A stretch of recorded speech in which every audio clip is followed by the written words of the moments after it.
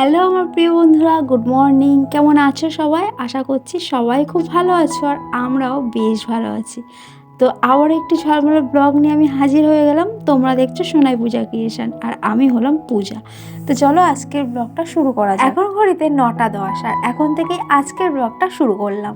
শীতকালের বেলা যেহেতু ছোট আর অনেক ভোর ভোর করে উঠে আমি কাজগুলো গুছিয়ে রাখার চেষ্টা করি, যেহেতু আমার বাচ্চা অনেকটাই ছোট আর ও ভীষণই দুষ্টু। আর এখন মানার কিন্তু শরীরটা একটু খারাপ। তোমরা যারা ব্লগ দেখো আমার, তারা অবশ্যই জানবে শীতকালে চান করাটা কিন্তু খুব বড় একটা কাজ সারাদিনের মধ্যে, তাই না? তো আমার কিন্তু সকাল সকাল আজকে চানটাও সারা হয়ে গেছে। আমি চেষ্টা করি সব কিছু গুছিয়ে রাখার জন্য, যেহেতু মানা খুবই দুষ্টুমি করে সেই জন্য। আর এখানে দেখো সব কিছু কেচে কুচেও কিন্তু আমি মেলে দিয়েছিলাম, এখন একটু উল্টে পাল্টে দিচ্ছি যাতে করে খুব তাড়াতাড়ি শুকিয়ে যায় আর অন্যরা আবার জামা কাপড় মেলে দিতে পারে। আর এখানে দেখো শ্বশুরমশাইয়ের লুঙ্গিটা এখানে শুকিয়ে গেছে, ওই কারণে নিয়ে চলে এলাম।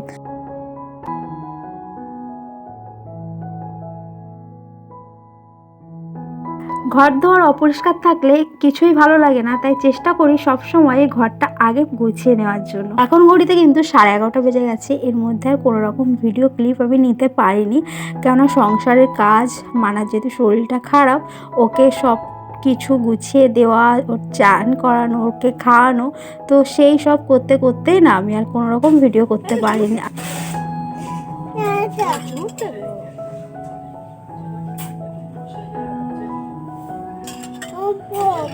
গরম গরম গরমে খেতে হয়, গরম গরম খাওয়া খাবে, তাই না?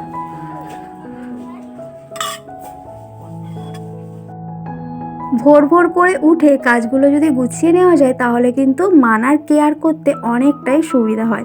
মানে ওর ঠিক টাইম টু টাইম খাওয়া, চান সবটাই কিন্তু টাইমের মধ্যেই হয়ে যায়। এটা অনেকটাই সুবিধা হয় আমার জন্য। তো সেই কারণেই আমি চেষ্টা করি যতই কষ্ট হোক না কেন ভোর ভোর উঠে সমস্ত বাসি কাজ বাজ সেরে নেওয়ার জন্য। আর এখানে দেখো মানাকে কিন্তু চান করিয়ে অলরেডি খাইয়ে দিয়েছি, তারপর মানাকেই তুলসী রস আর মিষ্টিটা খাওয়াচ্ছি। তো এটাতে কিন্তু মানার অনেকটাই উপশম হয়েছে সর্দিতে। আর এখানে দেখো চান করার পরও সেই কোদালটা নিয়ে এত বায়না করছে যে ওকে না দিলেই নয়। আমি নিয়ে নিয়েছিলাম, কেননা চান করা হয়ে গেছে, ধুলো মাখবে তাই, কিন্তু এত কান্না কাঁদছে দাদু ভাই কিন্তু আবার সেটা দিতে বাধ্য হয়েছে। আমার ঈশানের যেহেতু শরীরটা ভীষণই খারাপ, খারাপ বলতে একটু সর্দি কাশি জ্বর হয়েছে, অনেকটা আগের থেকে নরম পড়েছে, বাট কি বলতো ও না প্রচণ্ড জেদ বেড়ে গেছে। শরীর খারাপটা হয়ে চেহারাটাও একেবারে খারাপ হয়ে গেছে আর প্রচণ্ড পরিমাণে জেদ হয়েছে। আমি সংসারের কাজ করতেই পারছি না ওকে কোথাও রেখে। শরীর খারাপ হলে কিন্তু মায়েদের দায়িত্বটা দ্বিগুণ পরিমাণে বেড়ে যায়। এখানে দেখো মানাকে ঘুম পাড়াবো বলে ওকে নিয়ে এসেছি, বাট এখানে ও বায়না করছে, বায়না করছে মানে প্রথম কথাতেই আমি ওকে বইটা ধরিয়ে দিয়েছি যে তুই পড়াশুনো কর। তাহলে ও এসেই বলছে মা বই পড়বো না, বই পড়বো না। আমি বলছি ঠিক আছে বাবাই, বই পড়ো তাহলে। এই টাইমে কিন্তু ওর ঘুমানোর কথা, তাই ও যেহেতু জেদ করবে সেই কারণে কিন্তু আমি ওর কথা মতোই চলছি। ওর পাপা বাইরে দাঁড়িয়ে কিছু একটা নিতে এসছে আর আমাকে জিজ্ঞাসা করলো যে মানা কি করছে। আমি অতটা খেয়াল করিনি। এখন আমি ভিডিওটা এডিট করার সময় দেখতে পেলাম যে ও সেখানে বলছে যে পড়ছে বই, মানে ও বই পড়ছে সেটাই ও বলছে আর কি। ওটা কিন্তু ওর পাপাকে না অন ক্যামেরাতেই বললো।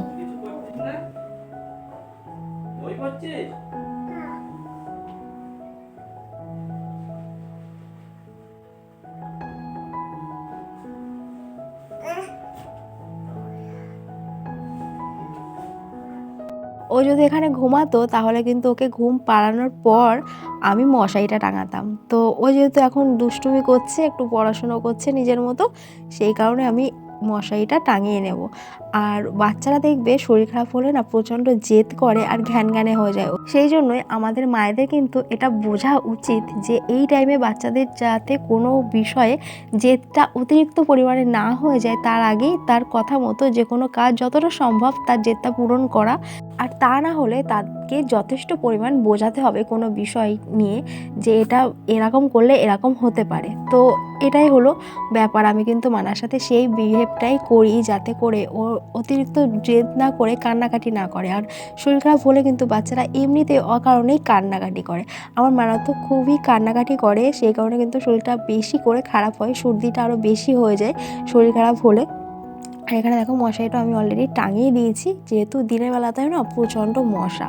আর সব সময় তোমরাও চেষ্টা করবে বাচ্চাকে যখনই ঘুম পাড়াবে বা বাচ্চা খেলা করবে বা যেখানেই বাচ্চা থাকুক না কেন সেখানে কোনো রকম যাতে মশা না কামড়ায় সেদিকে কিন্তু বিশেষভাবে খেয়াল রাখতে হবে, কেননা এখন চারিদিকে কিন্তু খুব বাজেভাবে ডেঙ্গির প্রভাব পড়ছে। আজ বাড়ির ভিতরে কয়েকটা গাছ ঝোড়া হয়েছে, তো সেটাই তোমাদের সাথে একটু শেয়ার করলাম। সেই ডাব ব্যাপারীরা প্রচুর ডাব নিয়ে গেছে আর বাড়ির জন্য এই কয়েকটা ডাব রেখে গেছে, আমরা খাবো বলে। কি বলছি আমি? আবার লাগিয়ে দাও, আবার লাগিয়ে দাও। গাড়ি কিন্তু আর দেখতে পাবে না, কিন্তু দেখতে পাবে কি করে পাবে? চোখ না হলে কি করে দেখবে গাড়ি? আর তুই কটা টিপ পড়েছিস? কই দেখি, আমার দিকে তাকা। কার টিপ পড়েছিস? তাকা, এদিকে তাকা। কার টিপ পড়েছিস তুই? তুই কটা টিপ অত টিপ পড়েছিস কেন? তুই কি মেয়ে? তুই মেয়ে? মা মেয়ে, তা তুই মেয়ে? এই তুই কি মেয়ে? টিপ পড়েছিস কেন? মানা টিপ পড়েছি? হ্যাঁ হ্যাঁ, তুমি মেয়ে?